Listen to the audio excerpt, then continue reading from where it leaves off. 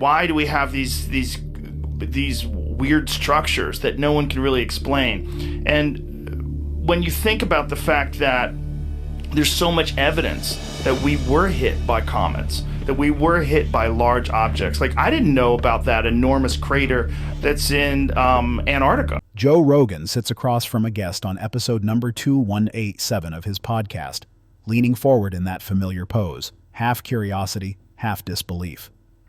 The guest has just made a claim that would sound insane coming from anyone else. But this isn't just anyone. This is a researcher who spent decades analyzing LiDAR data from some of the most remote locations on Earth. Wait, Rogan interrupts, his eyes widening. You're telling me there are structures under the ice in Antarctica? And we're talking pyramids? Actual pyramids? The guest nods slowly. Not just pyramids, Joe. We're talking about an entire civilization, pre-flood. And the dating? It's not thousands of years old. We're looking at something that could be tens of thousands of years old. Maybe older. Rogan sits back, running his hand through his hair. That's insane. How is this not front-page news everywhere? The guest's expression darkens. Because if this gets out, if people really understand what we've found, it rewrites everything, every history book, every timeline, every assumption about human civilization. And there are people who really don't want that to happen. Let me tell you why this conversation matters, and why what's being discovered right now could be the most important archaeological revelation in human history. The LiDAR revolution, nobody's talking about LiDAR, light detection and ranging, has changed everything about how we explore our planet's hidden past. This technology shoots millions of laser pulses at the ground from aircraft or drones, penetrating dense jungle canopy and even certain types of ground cover. The result? A detailed 3D map of what's actually underneath. And what we've been finding? It's staggering. In 2024, researchers using LiDAR accidentally discovered Valeriana, a massive ancient metropolis buried beneath the jungle canopy in Campeche, Mexico. The city sprawled across 122 square kilometers. Population estimates? Between 30,000 and 50,000 people at its peak. Here's what makes that number absolutely mind-bending. That's more people than live in that region today. Luke Auld Thomas, a PhD student at Tulane University, made the discovery almost by accident. He was browsing environmental survey data. He describes being on something like page 16 of Google search, when he noticed something the original researchers had completely missed. When he processed the LiDAR data properly, enormous structures emerged from the digital noise. Sprawling cityscapes, massive amphitheaters, and pyramids. Always pyramids. The archaeological community immediately dated the site to around 750, 850 AD. But here's where it gets interesting. And suspicious. How do you confidently date a site you've never physically excavated? How do you assign specific centuries to structures you discovered literally days ago? They can't. They're guessing, making assumptions based on pre-existing models about who could have built what and when. But what if those models are completely wrong? The global pyramid problem. Here's a question that should keep you awake at night. Why are there pyramids on every single inhabited continent? Egypt, Mexico, Peru, China, Indonesia, even Bosnia, where controversial pyramid-shaped hills have sparked decades of debate. The standard archaeological explanation goes something like this. Pyramids are a natural architectural form that different cultures independently developed because it's stable and impressive. Convergent evolution of building design. Sounds reasonable, right? Except it's not just that pyramids exist globally. It's that many of them share eerily specific similarities. Multiple pyramid complexes in Egypt, Mexico, and China align with Orion's belt. The same 3 stars, the same configuration, represented in stone on opposite sides of the planet by cultures that supposedly never had contact. How do you explain that through convergent evolution? The ancient text known as the Book of Thoth, now lost but referenced in surviving fragments, allegedly claimed these pyramids were cosmically entangled with the belt itself. Whatever that means, it suggests ancient builders understood these structures served a purpose beyond tombs or temples. Were they energy generators? Communication devices? Something we don't even have a conceptual framework for understanding? When you find the same architectural signatures, the same orientation, the same megalithic stone-cutting techniques on multiple continents, you're looking at evidence of shared knowledge, shared technology, which means either there was far more global contact in prehistory than we've been told, or all these civilizations inherited their knowledge from an even older source, common ancestor civilization that existed before recorded history, before the flood. What the Amazon is actually hiding. The Amazon rainforest covers 5.5 million square kilometers. For centuries, archaeologists assumed it was relatively uninhabited in ancient times. Too dense, too hostile, too difficult to sustain large populations. LiDAR proved them catastrophically wrong. Using ground-penetrating radar and aerial LiDAR scans, researchers have now identified massive ancient settlements throughout the Amazon basin. We're not talking about villages. We're talking about sprawling urban centers with sophisticated infrastructure. Current estimates suggest these Amazonian cities once housed over 10 million people. 10 million. That's more than the population of New York City, hidden under jungle canopy, completely absent from the historical record. These weren't primitive tribes scratching out survival in the rainforest. These were advanced civilizations with complex agricultural systems, sophisticated water management, monumental architecture, extensive road networks, or evidence of metallurgy and advanced crafts. And here's what should terrify you. We're only seeing a tiny fraction of what's actually down there. The jungle keeps its secrets well. How many more cities are waiting to be discovered? How many have we already missed? The same story is playing out in other impossible locations. The Rub al-Khali Desert, the empty quarter of the Arabian Peninsula, recently revealed a lost city that matches descriptions of the legendary Atlantis of the Sands, complete with advanced irrigation systems and evidence of sudden, catastrophic abandonment. Sangsingdui, near Chengdu, China. Another massive Bronze Age civilization discovered only in recent decades, featuring artifacts and technologies that don't match anything else in the Chinese archaeological record. Are you starting to see the pattern? The city that appears and disappears. Of all the lost civilizations that obsess researchers and explorers, none is more enigmatic than the lost city of Z. Unlike Atlantis, which might be mythological, the lost city of Z has something Atlantis doesn't: eyewitness accounts. Multiple accounts across centuries describing the same location in the interior of Brazil. The legends describe a sprawling metropolis deep in the Serra do Roncador region. According to native tribes who've passed down these stories for generations, the city features immense, grandiose architecture, ornate palaces covered in intricate stone carvings, sacred temples with technologies not found anywhere else, streets paved with perfectly fitted polygonal stones, massive defensive walls, and advanced knowledge of astronomy and mathematics. Sound familiar? It should. It sounds exactly like descriptions of pre-flood civilizations from around the world. But here's where it gets genuinely strange. The city allegedly appears and disappears. Explorers report finding it, entering it, witnessing its wonders. And then when they try to return or bring others, it's gone. Vanished back into the jungle as if it was never there. Some accounts describe inhabitants emerging from caves. Others, more bizarrely, describe these people rising from large lakes, as if the city exists partially underwater or even in another dimension entirely. Is this supernatural? Dimensional? Or is there a mundane explanation involving seasonal flooding, jungle regrowth, and disoriented explorers who couldn't retrace their steps? We may never know what Percy Fawcett discovered. The man who died searching. Colonel Percy Harrison Fawcett was no crackpot. He was a respected British surveyor, artillery officer, and archaeologist. He'd spent years mapping uncharted regions of South America for the Royal Geographical Society. He knew the jungle, he knew the dangers, and he knew the legends. In 1920, Fawcett became obsessed with finding the lost city of Z. His obsession was fueled by Manuscript 512, a document housed in the National Library of Rio de Janeiro, written by Portuguese bandeirantes, explorers, who claimed to have discovered a strange city deep in the Brazilian interior. The manuscript described characteristics completely out of place for any known indigenous civilization. Architecture that seemed to belong to another continent entirely, or another time. Fawcett's first expedition in 1920 failed due to bad luck and logistics. But he didn't give up. In 1925, he tried again. This time he brought his son Jack Fawcett and Jack's friend Raleigh Ramel. The three men disappeared into the jungle.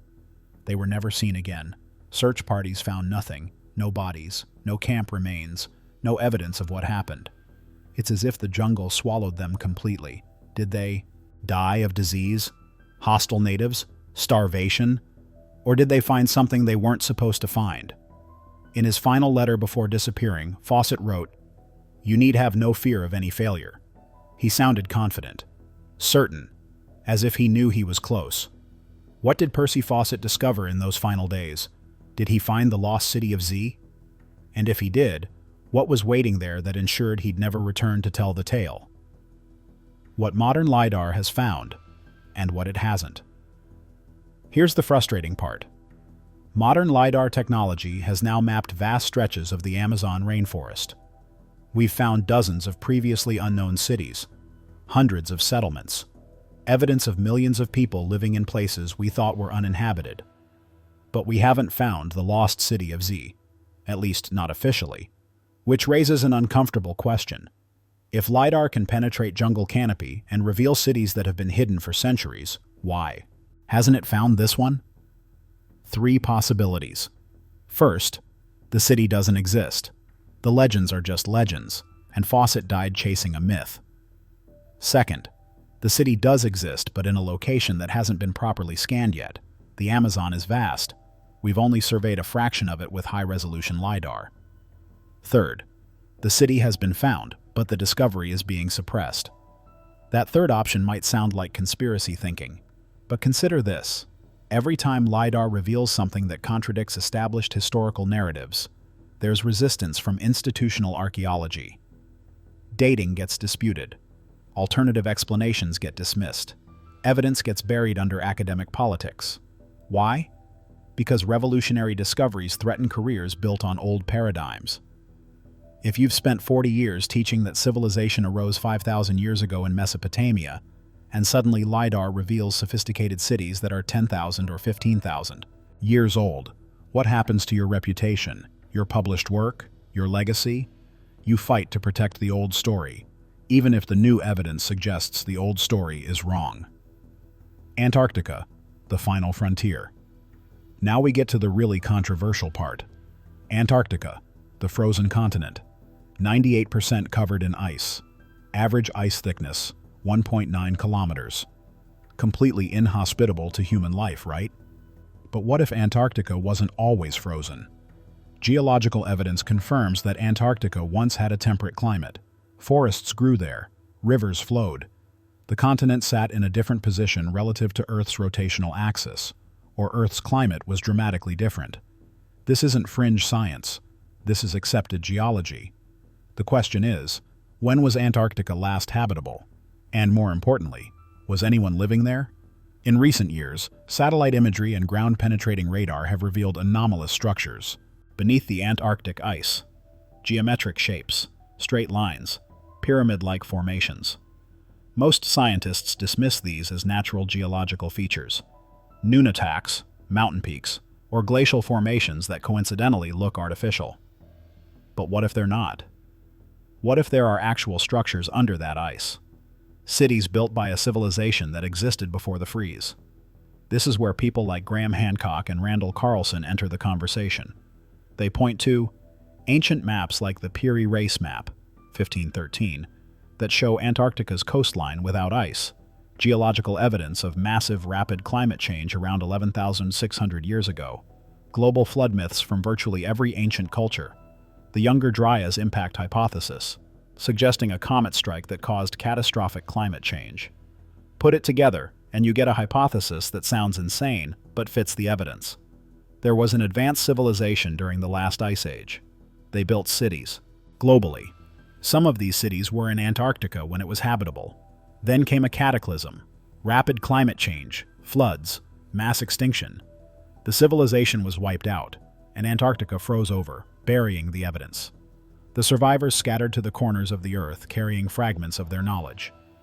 This is why we find similar pyramid designs, similar myths, similar technologies on every continent. They're not independent developments. They're echoes of a lost parent civilization. The terrifying implication. If this hypothesis is true, even partially true, it changes everything. It means human civilization is far older than we've been taught.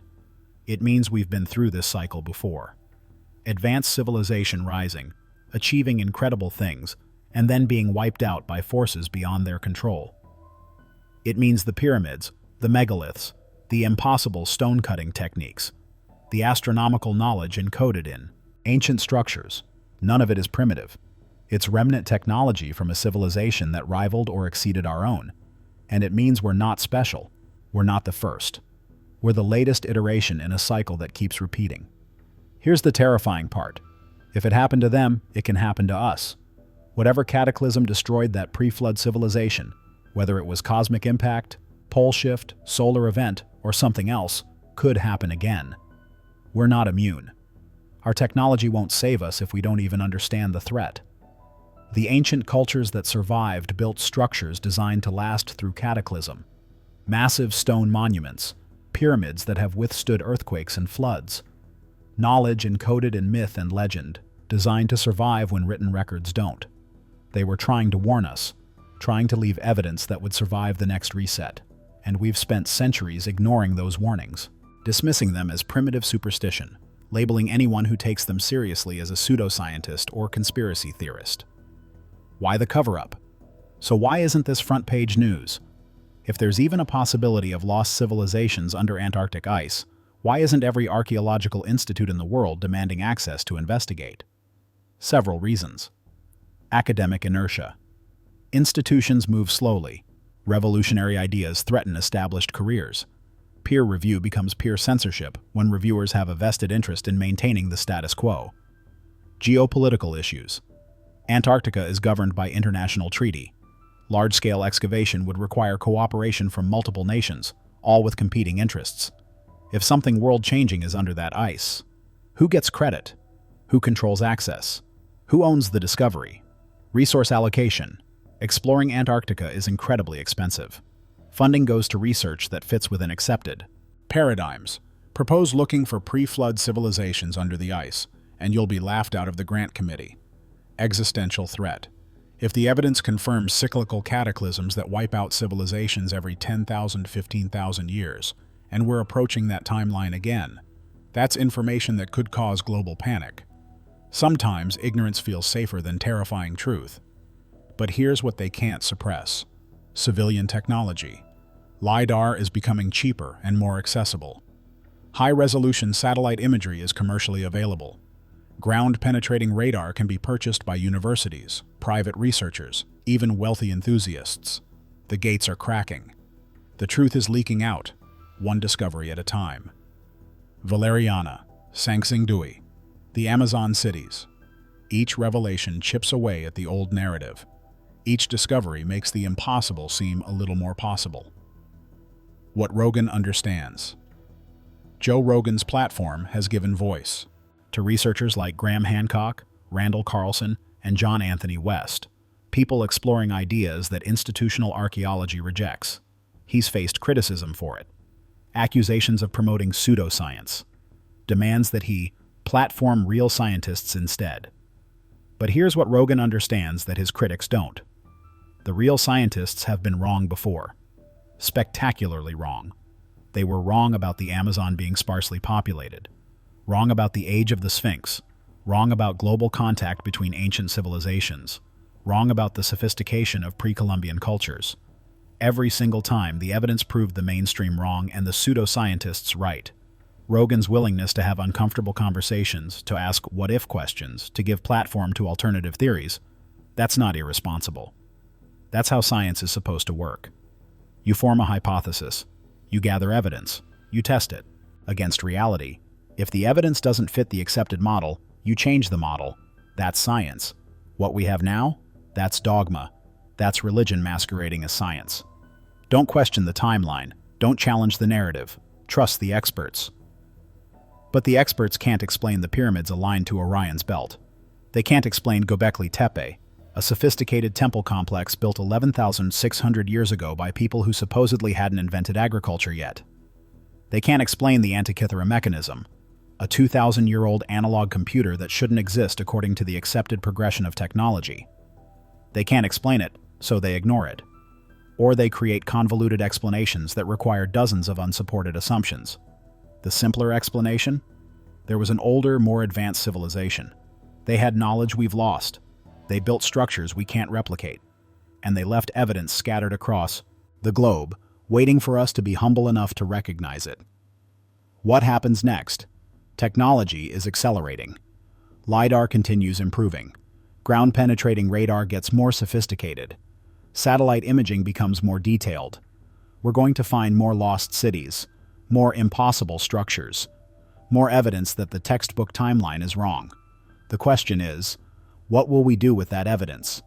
Will we continue dismissing it, clinging to outdated models because they're comfortable and familiar? Or will we have the courage to admit we don't know as much as we thought we knew? That human history is longer, stranger, and more sophisticated than the simplified story we've been teaching for 150 years? The pyramids are still standing. The megalithic structures are still there. The evidence is waiting. Under the jungle canopy of the Amazon, beneath the sands of the empty quarter, buried in Chinese valleys and Mexican plateaus, and probably, frozen beneath 2 kilometers of Antarctic ice. The lost city of Z might still be out there, hidden in the Serra de Roncador, visible only to those who know where and when to look. Percy Fawcett might have found it. He might have walked those ancient streets, seen those impossible technologies, and understood too late that some discoveries come with a price. Or maybe the real city of Z isn't in Brazil at all. Maybe it's under the ice. Maybe it's been frozen for 12,000 years, perfectly preserved, waiting for someone brave enough or reckless enough to uncover it. Maybe that's what the ancient texts were warning us about. Not to avoid the knowledge, but to be ready for what it means. Because if there's a pre-flood civilization under the Antarctic ice, if that's real, then the flood was real too, and floods have a way of coming back. So here's where I leave you with the same question that's been haunting researchers, explorers, and uncomfortable thinkers for decades. What if everything we've been taught about human history is wrong? Not slightly wrong. Not, we got a few dates off wrong. Fundamentally, catastrophically wrong. What if civilization is tens of thousands of years older than we've been told? What if our ancestors weren't primitive hunter-gatherers slowly figuring out agriculture, but survivors of an advanced civilization trying to rebuild from ruins? What if the pyramids, the megaliths, the impossible ancient structures weren't the achievements of those civilizations, but inheritance from something even older? And what if the same cataclysm that destroyed them is cyclical, predictable, and we're due for another reset? Would you want to know? Or would ignorance feel safer? Joe Rogan asks these questions because they matter. Because the answers, whatever they are, change how we understand ourselves, our history, and our future. The LiDAR data doesn't lie. The structures are there. The cities exist. The evidence is mounting. The only question left is, how long can the old story survive when reality keeps contradicting it?